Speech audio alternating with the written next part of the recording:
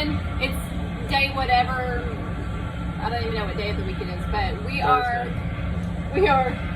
the boat's kind of swinging, so we got a little bit of sunrise or sun behind us. So sorry about that. We got up this morning at 6:30 with the hopes of getting out of there early. Was it 6:30 or was it 5:30 today? We got up at 5:30. We're leaving at 6:30. Oh, yeah, there you go. We got up at 5:30. We're leaving at 6:30, but it was really foggy, so we decided to just eat breakfast, do our puzzle, kind of wait out the fog until it lifted, and it finally lifted, and then we unplugged the shore power, getting ready to go, and you want to take it from there? Oh, I went up to crank the engines, port fired up, starboard engine fired up, and then quit.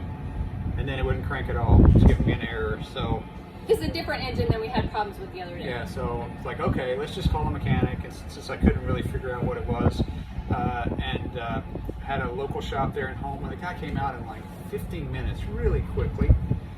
Got in and helped us figure out that it was actually a wire loose on the solenoid to the starter. So he got in there and he had to climb in around behind the engine. He can do like a contortionist. Yeah, good thing he was young. And he tightened it up and it fired up, no problem, and ran well. So and that was about 9 o'clock, and they were so nice they didn't even charge us for that service call, which was really pretty cool. I hadn't experienced much of that before. No, we'll write a review on them. But then we got on the Intercoastal Waterway and trying to get our timing down. We went 20, which was great. Yeah, we had to go faster to try to make it to the locks in New Orleans before they closed. They have a 3:30 curfew. I guess they shut down basically during rush hour, so they're not interfering with the vehicular traffic. Yeah, they shut the bridges down that are right after. So we make it through the first one. We made it through the Harvey Lock, which was really good. We were the only ones in there again. We did have some stern swinging going on, but nobody seemed to care. Took forever, but we got through that. And then we got out into the Mississippi. We drove the Mississippi for about 6 miles, I guess. Yeah, and we went basically right by downtown New Orleans. So it's really cool. The aquarium, Cafe Du Monde, I guess what is it, St. Charles Square, whatever that is down there. Yeah. Right past all of that on the Mississippi River. Passed a lot of logs in the water. We dodged them all. And then we got over to the industrial lock. Again, we were the only people in the lock.